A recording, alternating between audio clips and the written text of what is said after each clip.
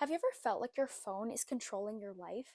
Well, you're not alone. If you're new here, my name is Vanessa. Welcome to my channel. Today I'm going to talk about some tips that I've used to help me get off of my phone. People might want to get off of their phone for several reasons. One of them might be motivation.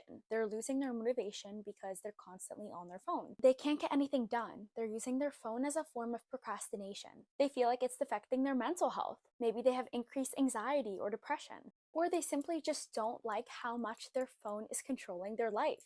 I mean, our phones have become the #1 tool that we use at all times. People don't leave their houses without their phones. People don't even go to the bathroom without their phones anymore. I'm not telling you you have to leave your phone at home, but I'm saying if you want to limit some of your phone usage to help focus on other aspects of your life, then I can help you do that. The first thing that I've done to help me get off of my phone was get an Apple Watch. This isn't sponsored at all, although Apple, if you want to sponsor me, please do so. I have my Apple Watch right here and I've been using it for years. Why it helped me is because rather than carrying my phone to every single room with me, in case I get a text message or a phone call, I actually don't even need to bring it with me anywhere. I can just kind of leave it somewhere in the house. And if I get an important text message or phone call, it comes to my Apple Watch and I can check it, see if it's important or not enough for me to get my phone and respond to it. This has specifically helped me stay in the moment. You might notice when you're hanging out with friends or you're out, you are on your phone a lot. People pull out their phones. And originally, it might start by checking your phone to see if anyone has texted you. But then you end up going on your phone for another reason. The Apple Watch helps me stay present when I'm hanging out with people because I will either keep my phone in my pocket or leave it somewhere at someone's house or something. Now, if I get a text message or phone call, I don't need to constantly be checking my phone to see that. It helps me just stay more present and away from my phone when I'm with others. The point of hanging out with people is to connect with them and build relationships, and you can't really do that with some device blocking that. The second thing I did to help limit my phone usage was set something in my phone called Downtime. So I set mine from 10:30 p.m. until 12 p.m. the next day, meaning that certain apps are blocked off on my phone before I go to bed and after I wake up. Your mind is in the most suggestive state before going to bed and right when you wake up, meaning that if you take in any negative information or negative thoughts, they're more likely to really sit with you during those times. If right before you're going to bed, you're scrolling on social media and you're having all of these thoughts, which I talked about the negative effects of this in my last video, but if you're having all of these thoughts before you're going to bed, now your mind is in the most suggestive state. It's almost in kind of a meditative state where you're tired, but you're not sleeping yet. Now, if you think negatively, if you judge yourself, you're most likely to believe those thoughts. This is a lot of the reason why people do nighttime meditations, because in a positive way, this can benefit you. If you're taking in positive energy and positive thoughts right before bed, that can help you. That's why I think downtime is so helpful. Also, why it's helpful is in the morning, a lot of us don't get out of bed right away because we have our phones. We go on our phones, we start scrolling on social media. What downtime does is it reminds you it's before 12 p.m. or whatever time you want to set it for. You really shouldn't go on social media because you're going to procrastinate the start of your day.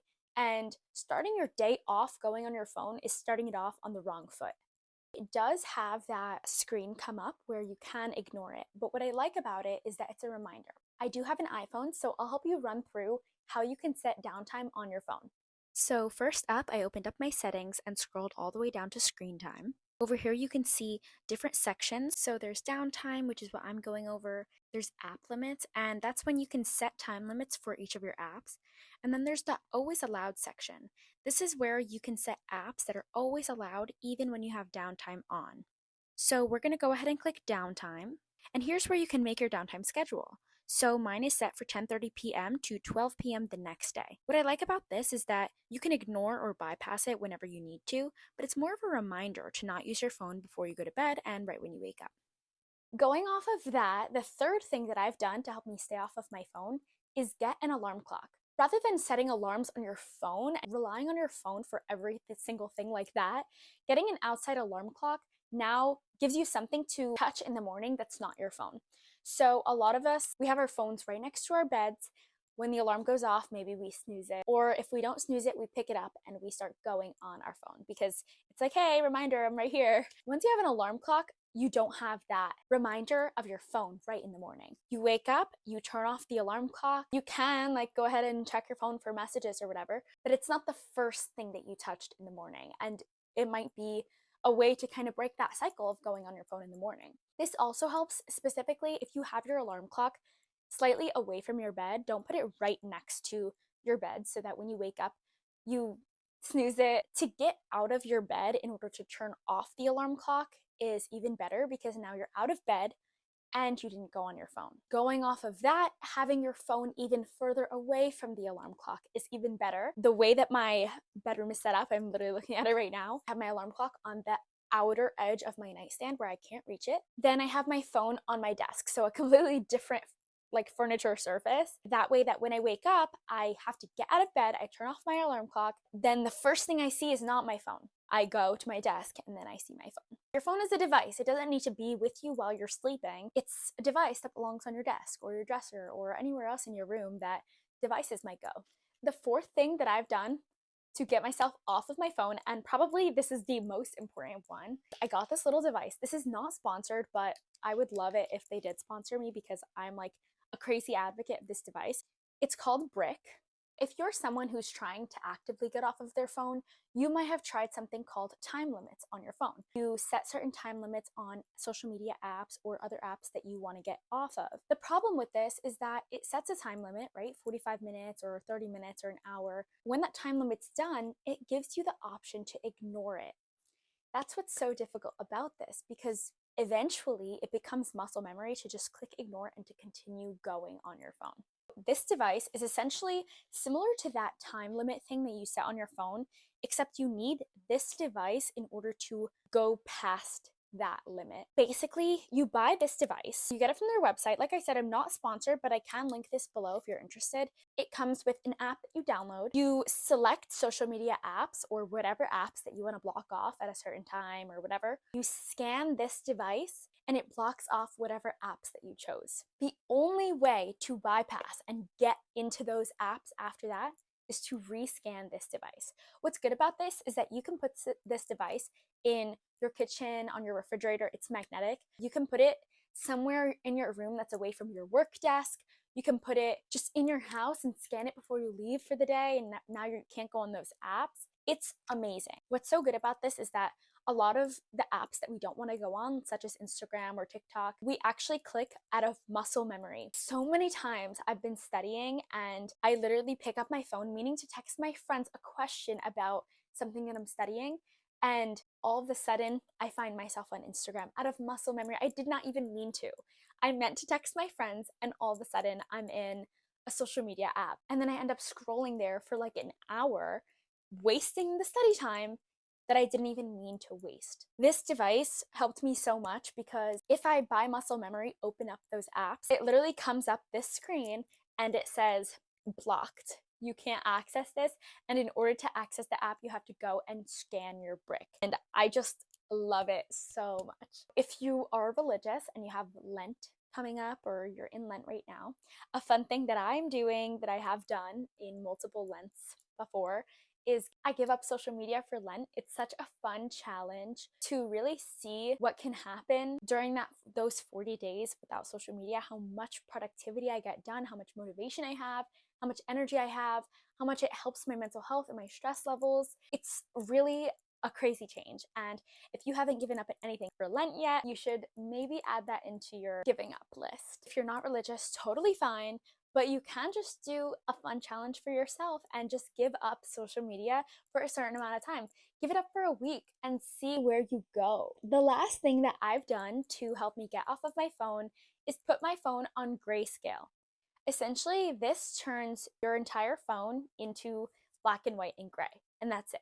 The reason behind this is that certain apps use certain colors because they know how to make you addicted. Certain colors are used in a psychological way to mess with your mind. For example, McDonald's, their colors are red and yellow.